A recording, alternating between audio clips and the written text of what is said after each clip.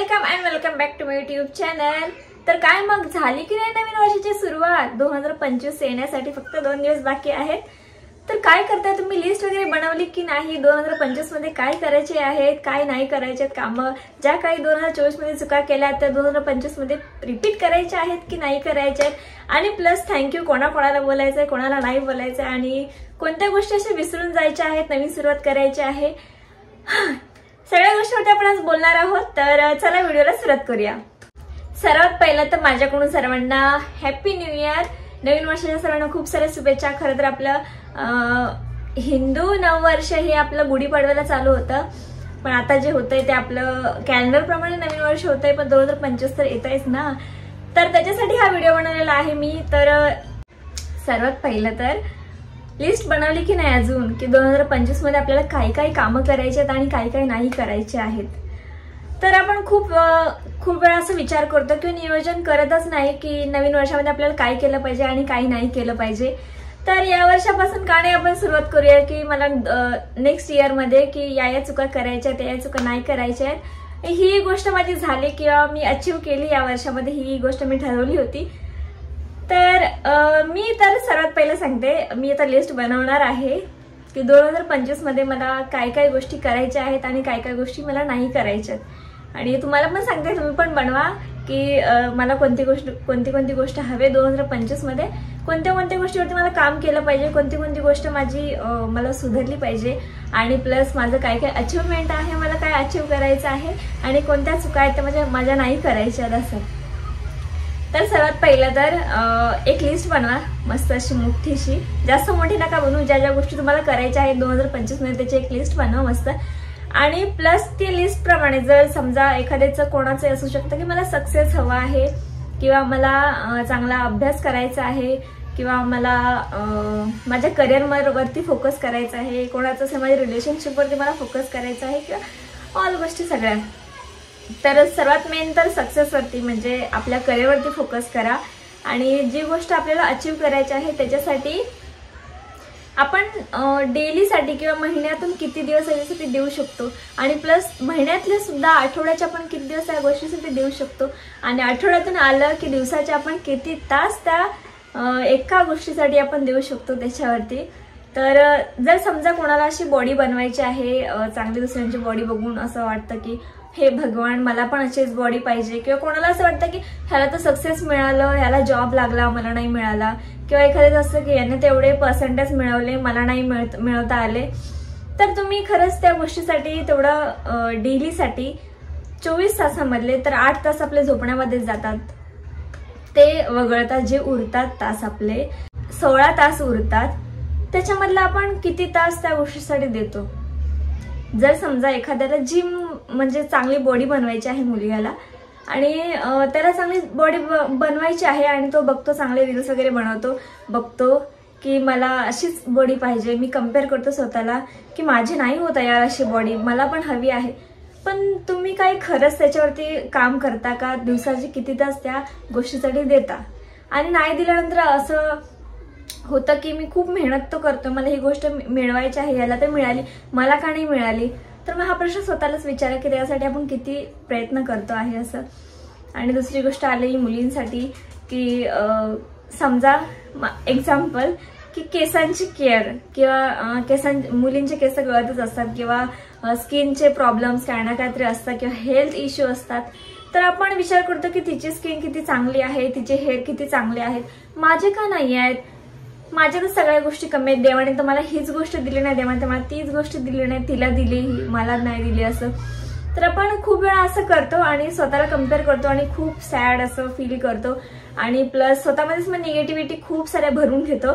तर ते करू नका। तर हा पहिला प्रश्न स्वतःला विचारा की मी स्किन केअरसाठी मी काय करते, मी माझ्या केसांच्या केअरसाठी काय करते दिवसातले किती तास किंवा किती टाइम मी त्या गोष्टीसाठी देते, की जेणेकरून मी बोलू शकते की हा भाई मी एवढं करते तर मला एवढं तरी मिळालंच पाहिजे, म्हणजे केसांची मी एवढी केअर करते, दिवसाचे मी ऍटलीस्ट अर्धा तास तरी मी केसांसाठी मालिश मसाज वगैरे सगळ्या गोष्टी करत असते, तरी सुद्धा माझे केस नाही वाढत आहेत किंवा माझे केस गळायचे थांबत नाहीत। तर तुम्ही असं बोलू शकता की हा भाई मी एवढी गोष्ट केली पण मला हे नाही मिळालं, असं करू नका.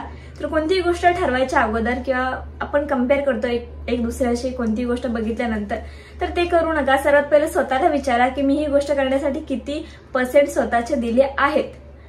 तर तुम्हाला असं वाटेल की हा ठीक आहे, एवढे तर मी कष्ट नाही केले, त्यामुळे इट्स ओके, एवढं काही नाही झाले वाईट माझ्यासोबत. आणि जर तुम्ही खरंच दिले आहेत तर, आणि जर तुम्हाला नाही मिळत आहे सक्सेस किंवा कोणती गोष्ट नाही मिळत, तर विचार करा की आपला जो वे आहे, जी गोष्ट आपण करतोय ती खरंच चांगल्या वेनी करतोय का, म्हणजे काही चुकतायत का पॉइंट, ते एकदा पॉइंट लिहून काढा आणि टिक मार्क करून घ्या की ही गोष्ट, कोणती गोष्ट माझ्या हातून राहते का, की जेणेकरून ही गोष्ट राहिली आहे माझी करायची आणि त्यामुळे मला ही गोष्ट मिळत नाहीये.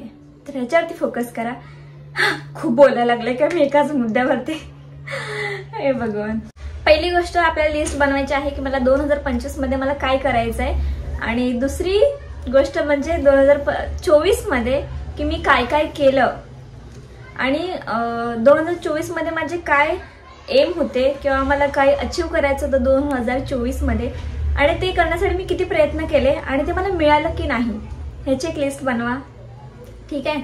2025 ची रेडी आहे, 2024 ची मी रेडी केलेली आहे की मला ही गोष्ट मिळवायची होती किंवा नाही मिळाली. आणि त्याच्यानंतर तिसरी गोष्ट करा की 2024 मध्ये मी अशा काय चुका केल्या की ज्याच्यामुळे ही 2024 मध्ये ही गोष्ट मला मिळाली नाही. चुका करा, चुका काढा आणि त्याच्यावरती थोडंसं काम करा, आणि त्याच्यानंतर थोडंसं कम्पेअर करून 2025 मध्ये त्या चुका तुमच्या रिपेअर करू शकता तुम्ही आणि नव्याने सुरुवात करा. आणि नंबर 4 की ज्या काही चुका केलेल्या आहेत कोणत्याही गोष्टी किंवा एखादी गोष्ट की मी ही गोष्ट उद्या करेन, आज मला कंटाळा आलाय, उद्या करेन, आज पण कंटाळा आला, उद्यापासून सुरुवात करेन, हे करू नका. हे केलं तर मग झालं सत्यानाश इथेच. हे करू नका. जी गोष्ट बोलतो ना आपण की मला करायचीच आहे, तर थांब घ्या की करू शकतो असं आणि कराच. जर तुम्ही स्वतःच्या बोलता ना, आपण एखादी गोष्ट बोलतो की काल बोलतो, रात्री मी समजा बोलली की आज उद्या उठल्यानंतर मला व्यायाम करायचा आहे किंवा मला काहीतरी जेवण बनवायचं, ही गोष्ट मला बनवायची आहे किंवा मला इथे ते जायचं आहे, आणि सकाळी उठल्यानंतर आपण यार मलाच कंटाळा आलाय, मी उद्या करेन ही गोष्ट. तसं करू नका. त्याने काय होतं माहितीये की आपण स्वतःशीच खरं बोलत नाही किंवा स्वतःशीच खोटं बोलल्यासारखं होतं. तर स्वतःशी प्रामाणिक राहा, जेणेकरून आपला कॉन्फिडन्स वाढतो की आपण ही गोष्ट करू शकतो. आपण जर स्वतःला बोलतो की ही गोष्ट मला करायची आहे, तर ती गोष्ट करा. त्याच्यानंतर आपला कॉन्फिडन्स वाढतो. हे आजमावून बघा तुम्ही, नंतर समजेल की ही गोष्ट केल्यानंतर खरंच खूप चांगलं वाटतं की मी ही गोष्ट केलेली आहे. आणि प्लस आपलं जे राहण्याचं पद्धत किंवा जी गोष्ट आपल्याला मिळवायची आहे की जी गोष्ट करायची आहे ती आपण करू शकतो. नाहीतर आपण बोलत राहिलो की आता मी करेन, नंतर करेन, ती गोष्ट राहून जाते, कधीच होत नाही. त्यामुळे स्वतःशी प्रामाणिक राहा आणि नंतर सगळ्या गोष्टी होतील, बरोबर होतील आणि सगळं काही सक्सेस मिळू शकतं. केल्यानंतर केल्यानेची होत आहे, आधी केलेची पाहिजे म्हण आहे, तसंच आहे. करा तुम्ही तर होणार सगळ्या गोष्टी. नंबर 5 की आपल्याला 2024 मध्ये एखादी गोष्ट कोणी बोललेली आहे किंवा कोणी आपल्याला हर्ट केलंय किंवा एखादी गोष्ट आपल्याला नाही आवडलेली आहे, कोणाशी भांडण झालंय किंवा कोणतीही गोष्ट खूप असं इमोशनल हे झालं आहे, खूप हार्टब्रेक वाला किंवा सॅड, ज्या कोणी व्यक्तीने आपल्याला काही वाईट साईड काय बोललं असेल किंवा अपमान केला असेल, कोणतीही गोष्ट केलेली असो, 2024 मध्ये 2024 ची गोष्ट ठेवा. 2025 मध्ये ती गोष्ट विसरून जा, नव्याने सुरुवात करा. जेणेकरून पास्ट हा कधीच येत नाही प्रेझेंट मध्ये, आणि आपण फ्युचर कधी आपण जगू नाही शकत, आणि पास्ट पण आपण कधी नाही जगू शकतो फक्त आपला प्रेझेंट जो आहोत, आपण जिथे आहोत तिथे जगू शकतो. काय माहित उद्याचा काय भरोसा नाही. तसंच नेहमी असा विचार करू नका की उद्या गोष्टी होतील, नंतर फ्युचरमध्ये होतील, त्यामुळे मला ही गोष्ट आता करायची आहे किंवा फ्युचरसाठी टेन्शन घेऊन आता जगायचं. म्हणजे भाई कुणी एवढा विचार केला की पुढे ही गोष्ट होणार आहे, त्यासाठी मी आत्तापासून आत्ताचं मुवमेंट मी जगायचंच नाही, असं करू नका. कारण की मुवमेंट परत येत नाहीत, वेळ निघून गेलेली परत येत नाही, आणि चुका ज्या असतील त्या विसरून जा आणि 2025 ला नवीन सुरुवात करा. आणि नंबर 6 आणि त्याच्यानंतर टॉपिक आहे की 2025 पासून सुरुवात काही करायची. तर 2025च्या सुरुवातीपासून तुम्ही पहिल्या दिवसापासून काहीतरी असं वेगळी गोष्ट करायला चालू करू शकता. जसे की एखाद्या मंदिरामध्ये जा, आठवड्यातून एकदा किंवा ऍटलीस्ट महिन्यातून एकदा मंदिरामध्ये जा कुठल्या तरी. खूप छान वाटतं मंदिरामध्ये गेल्यानंतर. खूप शांत वातावरण आणि खूप पॉझिटिव्ह विचार येतात, खूप पॉझिटिव्ह वाटतं सुद्धा, खूप पॉवरफुल असं फील होतं. मंदिरामध्ये जा किंवा एखाद्या आवडत्या ठिकाणी जा, तुम्हाला जिथे शांत वाटेल तिथे, किंवा एखाद्या व्यक्तीला भेटा किंवा फ्रेंड्स लोकांना भेटा. ऍक्च्युली फ्रेंड्स लोकांना तर भेटाच मला असं वाटतं. ऍटलीस्ट तुम्हाला टाइम नसेल तर वीकमधून एकदा किंवा ऍटलीस्ट महिन्यातून एकदा तरी स्ट्रेस फ्री करण्यासाठी मित्रांना भेटा. मित्रांना भेटणं खूप गरजेचं आहे, कारण की आपण सगळ्या गोष्टी बोलतो ना की एक हॅपीनेस असते ते फ्रेंड सोबतच असते, की आपण सगळ्या मोमेंट जगू शकतो. म्हणजे ते जज नाही करत फ्रेंड्स लोक. त्यामुळे आणि मी सुद्धा माझ्या ह्याने सांगते की फ्रेंड्स लोकांसोबत असणं इतके म्हणजे कोणत्याही गोष्टीचं टेन्शन नसतं, कोणत्याच गोष्टी आपल्याला असं वाटत नाही की ही गोष्ट हवी ती गोष्ट हवी, काही नाही. सगळे गेले डोक्यातून विचार. फक्त फ्रेंड्स लोकांसोबत हसा खेळा, मस्त मजा करा, एन्जॉय. प्रत्येक मोमेंट आहे ती जगा. आणि 2025ची सुरुवात काहीतरी चांगल्या पॉझिटिव्ह गोष्टींनी करा. जी गोष्ट 2024 मध्ये नाही केली ती गोष्ट 2025 मध्ये करा, सुरुवात करा. 5 मिनिटं का होईना करा, ध्यान करा, व्यायाम करा, काहीतरी करा. स्किनची केअर करा, केसांची केअर करा, काहीतरी करा, पण करा. बुक्स वाचा, ग्रंथ वाचा. मी पण आता संकल्प केलेला आहे स्वतःशी मनाशी, खूप लिस्ट पण बनवणार आहे. करणार आहे सगळ्या गोष्टी तुम्ही सुद्धा करा. आणि त्याच्यानंतर आता आपण टॉपिक आणूया की अजून काय राहिलं, एन्जॉय मुमेंट. इथे सनलाइट येते, इथे व्हिडिओ अशी बनवली असते मी अशी. हा ऍक्च्युली इथेच बनवते. त्याच्यानंतर आपण विचार करूया की 2025 मध्ये काय गोष्टी अशा मोस्ट इम्पॉर्टंट केल्या पाहिजेत. तर सगळ्या गोष्टी एन्जॉय करा. कोणतीच गोष्ट अशी राहून देऊ नका की ही गोष्ट मला आता करायची आहे, किंवा ही गोष्ट मी काल केली असती कदाचित तर बरं झालं असतं, आज केली असती तर बरं झालं असतं, किंवा ही गोष्ट माझी एन्जॉय करायचीच राहून गेली, ते लोक एन्जॉय करतात, तर ते राहून देऊ नका. जिथे एन्जॉय करायला मिळेल, जिथे हसायला मिळेल तिथे हसून घ्या. हसल्याने आपलं आयुष्य खूप वाढतं असं समजा. आणि हसल्याने चेहऱ्यावरती ग्लो येतो. हसल्यामुळे आपले विचार करण्याची क्षमता वाढते. हसल्यानंतर खूप पॉझिटिव्ह वाटतं. हसल्यानंतर खूप एनर्जी येते. आपण फील करू शकतो ते एनर्जी हसल्यानंतर, एन्जॉय केल्यानंतर. त्यामुळे हसा, भरपूर हसा, एन्जॉय करा.